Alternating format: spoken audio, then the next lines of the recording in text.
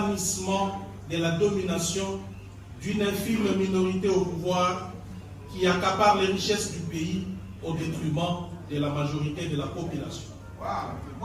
C'est une fondation basée sur l'idéologie et la justice sociale. C'est la rupture.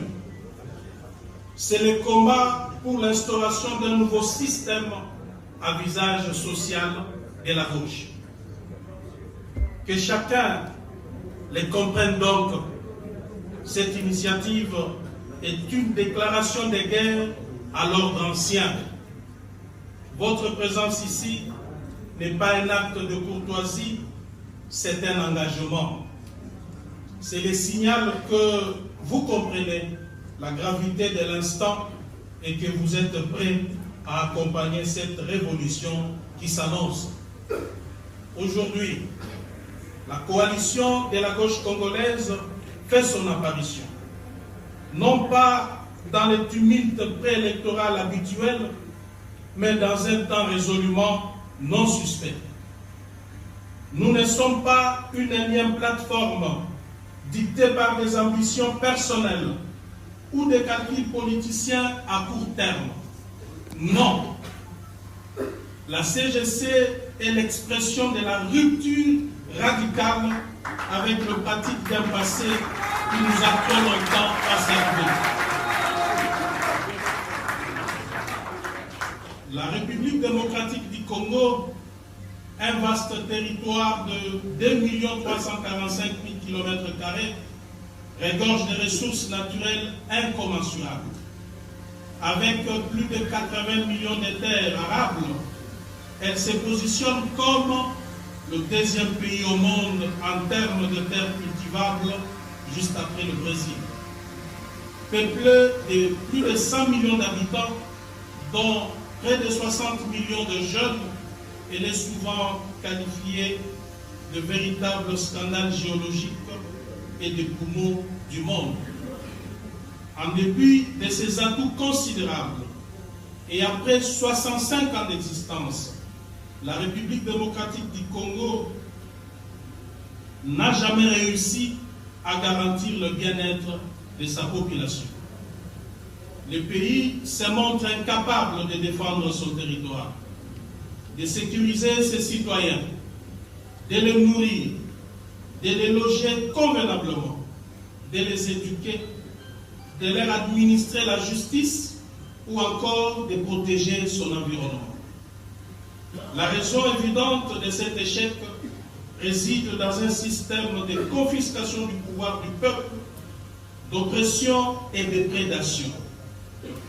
Ces systèmes mis en place dès 1960 par une élite motivée par l'enrichissement personnel s'est enraciné au fil des décennies sous les régimes successifs atteignant aujourd'hui son paroxysme.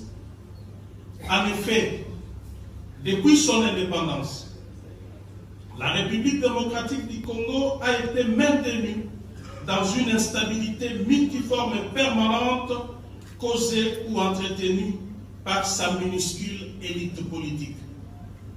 Depuis son indépendance, la République démocratique du Congo a été plongée dans un cycle interrompu de crises profondes et multidimensionnelles. L'ambition nationale a été systématiquement sapée par un système de gouvernance prédateur, un modèle érigé dès les premières heures de la souveraineté et scrupuleusement suivi par tous les régimes qui se sont succédés. Ces systèmes dont les mécanismes n'ont cessé de desservir le peuple congolais a permis à une élite de s'enrichir au détriment de la nation tout entière. Les premières années furent marquées par des mutineries et des conflits internes violents, culminant dans l'assassinat tragique de Patrice Emery Lumumba. Les sécessions du Katanga et du Sud-Kasaï, aggravées par une ingérence étrangère récurrente, ont déchiré les tissus nationaux, laissant une économie à l'agonie. Loin d'être de simples tensions, les divisions ethniques ont été sciemment instrumentalisées par ce système, exacerbant les fractures pour servir des intérêts égoïstes. Cette période a sémé les graines d'une frustration populaire grandissante face à l'absence criante des visions politiques, préparant le terrain pour l'enracinement de ces systèmes défaillants qui, malgré les changements des dirigeants, n'a jamais été remis en question. Les décennies suivantes ont vu l'approfondissement d'une autocratie grandissante et